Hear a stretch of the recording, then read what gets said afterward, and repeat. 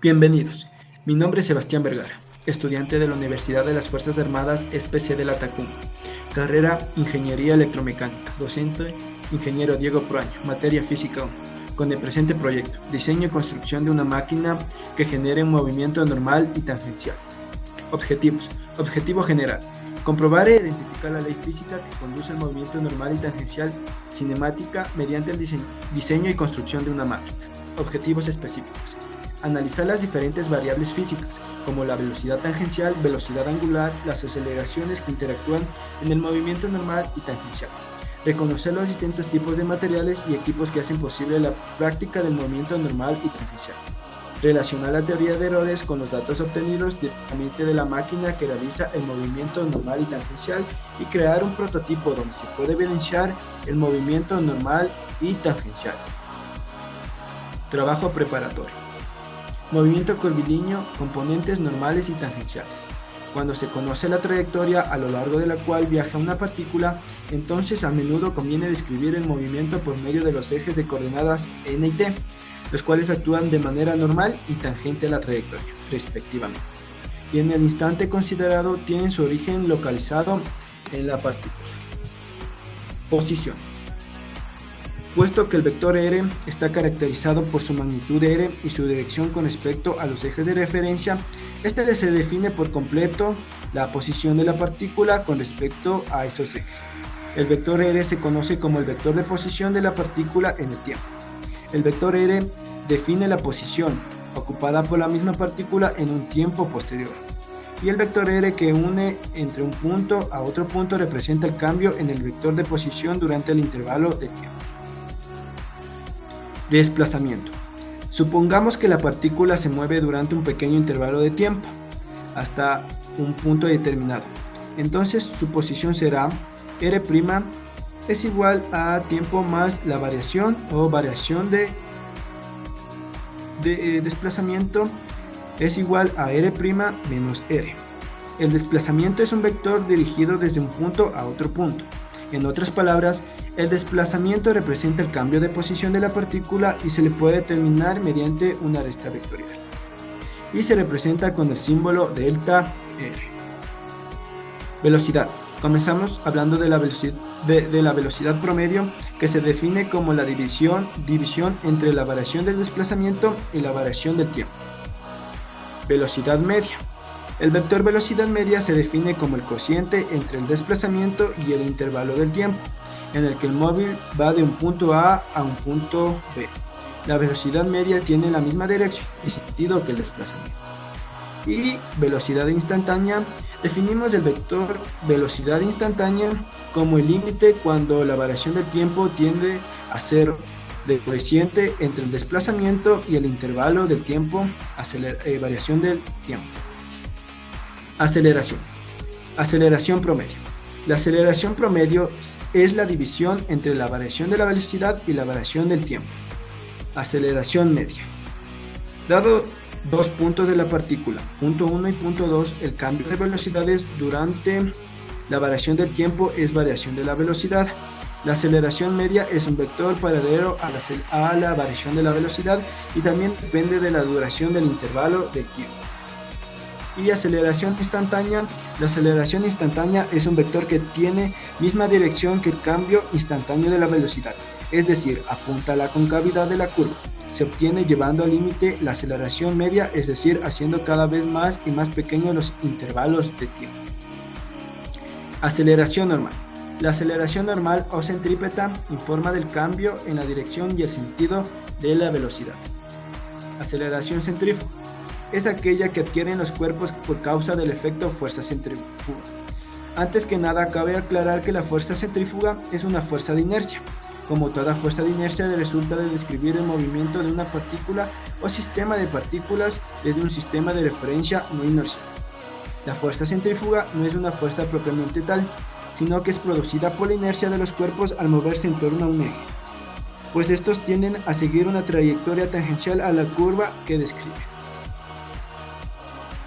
Aceleración tangencial. La aceleración tangencial se presenta cuando la velocidad tangencial de un cuerpo cambia, lo que da origen al movimiento circular no uniforme. Esto se debe a que tanto la magnitud como la dirección de la velocidad tangencial cambian. Y por último, la aceleración total, que es la suma entre la aceleración tangencial más la aceleración normal. Radio de curvatura. El radio de curvatura conjuntamente con el centro de curvatura se determina del siguiente modo. Se traza la tangente a un punto de la trayectoria y a continuación se traza la normal. Se toma un punto muy próximo al anterior, se traza la tangente y la normal en dicho punto. Las normales se cortan en un punto determinado, centro de curvatura, y la distancia del centro de curvatura a uno u otro punto de la trayectoria, infinitamente próximos entre sí. Y por último, sistema de coordenadas. Siempre que se conozca la trayectoria de la partícula, podremos establecer un sistema de coordenadas n y t con origen fijo, el cual coincide con la partícula en el instante considerado. El eje tangente positivo actúa en la dirección del movimiento y el eje normal positivo está dirigido hacia el centro de la curvatura de la trayectoria. Diseño y construcción de la máquina que realice movimiento normal y tangencial. Materiales de la práctica: un motor DC, transistor MOSFET, circuito integrado 555, potenciómetro, batería 9 voltios, protoboard, partícula, cronómetro, diodo, resistencias, cables de conexión, tablas de madera, tabla triplex, balde plástico, clavos y palo de metal. Como primer punto, unimos los dos trozos de madera, una tipo base y la otra de soporte, con ayuda de clavos. Con el pegamento colocamos el motor DC en el extremo más alto del trozo de madera en forma de soporte. El pegamento debe ser eficaz para que el motor no se caiga al momento de ponerlo a funcionar. El balde de plástico es cortado con ayuda de una sierra, teniendo un diámetro de 17 centímetros y un ancho de 3 centímetros, que representará un círculo que hará el movimiento curvilíneo. Y será reforzada con tabla triplex, cortada de igual forma, dando como resultado una rueda moscovita a escala pequeña. Para unir la rueda moscovita con el motor DC, se hará uso de un palo de metal. Este además permitirá que el motor haga girar la rueda moscovita sin que éste se caiga. Para que el motor funcione correctamente, desde las entradas del motor conectamos cables de conexión, los cuales serán conectados en la salida de un circuito regulador de velocidad, debido a que el motor posee una sola velocidad al ser conectado con una fuente de energía.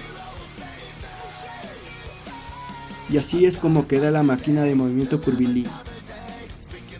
Para controlar la velocidad del motor DC, hacemos uso del siguiente circuito PWM controlador de velocidad. Comenzamos recreando el circuito en la protoboard con los diferentes circuitos integrados y elementos electrónicos mediante el uso del dibujo electrónico que utiliza señal PWM. PWM son las siglas de Pulse Width Modulation o modulación por ancho de pulso, que es una técnica que se usa para transmitir señales analógicas cuya señal portadora será digital. En esta técnica se modifica el ciclo de trabajo de una señal periódica, ya sea para transmitir información a través de un canal de comunicaciones, para controlar la cantidad de energía que se envía en una carga y en este caso regular la velocidad de un motor DC.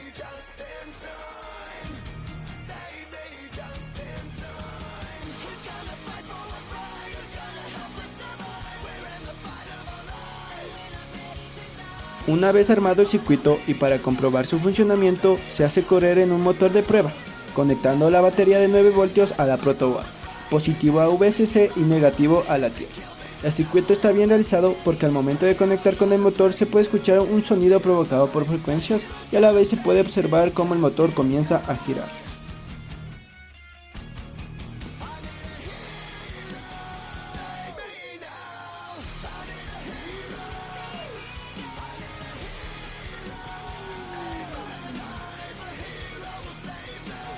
Conectamos la salida del circuito PWM controlador de velocidad del motor DC con la entrada del motor mediante los cables de conexión que salen directamente del mismo.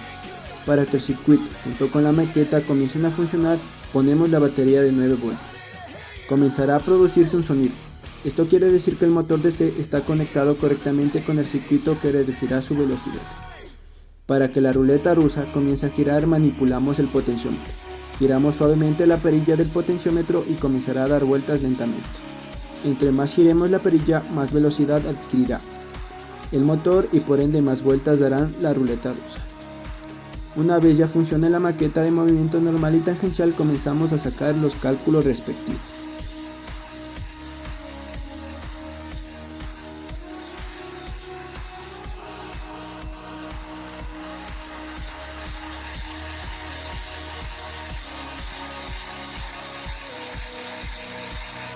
Resultados obtenidos. Se presentan en las tablas los valores promedios de las revoluciones y el error absoluto. La revolución está definida al tiempo y me da un valor promedio de 24,8 revoluciones y un error absoluto de 0,32, dándome consigo el error relativo y por ende el error porcentual de 1,29%, dándome a entender que mi proyecto está bien realizado ya que no sobrepasa el 2% de error porcentual. Cálculos. Cálculo de la aceleración tangencial. Para realizar estos cálculos se necesitan las ecuaciones de la trayectoria. X que es igual a r por ecoseno de t y y que es igual a r por seno de t. T que es igual a 0,2 pi, que es el intervalo o el valor que se demora en dar una vuelta entera. Y el radio que es igual a 0,085 metros. Entonces comenzamos primero sustituyendo los valores en la ecuación de la trayectoria. Y para obtener el vector velocidad tangencial, derivamos la ecuación de la trayectoria, dándome un resultado de 0,085 metros sobre segundo, que me servirá para obtener el vector unitario tangencial, que es igual al vector velocidad tangencial sobre el módulo de la velocidad tangencial, dándome un resultado de menos 0,0091 en i y más 0,9988 en j. Para sacar ya la aceleración tangencial, convertimos la velocidad angular de 24,8 revoluciones por minuto a radianes sobre segundos, dándome un valor de 15,5822. Ocupamos la aceleración tangencial, que es igual a la variación de la velocidad angular sobre la variación del tiempo por el radio, dándome como resultado 0,1324 metros sobre segundos al cuadrado, esto en valores modulares. Y para sacar el vector aceleración tangencial es igual a la aceleración tangencial modular por el vector unitario tangencial, dándome un resultado de menos 0,002 en i y más 0,1322 en j metros sobre segundos. Cálculos de la aceleración normal y centrípeta. Aquí derivamos dos veces la ecuación de la trayectoria, dándome también la aceleración tangencial modular, que es igual a 0,1324 metros sobre segundos al cuadrado. Aquí sacamos lo que es el vector unitario normal, dándome un resultado de menos 0,00906 en i y menos 0,9984 en j. Posterior a esto, sacamos el valor modular de la aceleración normal, que es igual a la velocidad angular al cuadrado por el radio, dándome un resultado de 20,6384 metros sobre segundos al cuadrado. Y por ende se saca el valor del vector aceleración normal, que es igual a la aceleración normal modular por el vector unitario normal, dándome un resultado de menos 0,1869 en i y menos 20,6053 en j metros sobre segundos al cuadrado. Cálculo de la aceleración centrífuga. La aceleración centrífuga es igual a menos la velocidad angular al cuadrado por el radio, dándome un resultado de menos 20,6384 metros sobre segundos al cuadrado. También sacamos el valor vectorial de la aceleración centrífuga, que es igual a la aceleración centrífuga por menos el vector unitario normal, dándome un resultado de 0,1869 en i y más 20,6053 en j metros sobre segundos al cuadrado. Y por último sacamos el cálculo de la aceleración total, que en valores vectoriales es menos 0,1881 en i y menos 20,4731 en j metros sobre segundos al cuadrado, y su valor modular, que es de 20,4739 metros sobre segundos al cuadrado.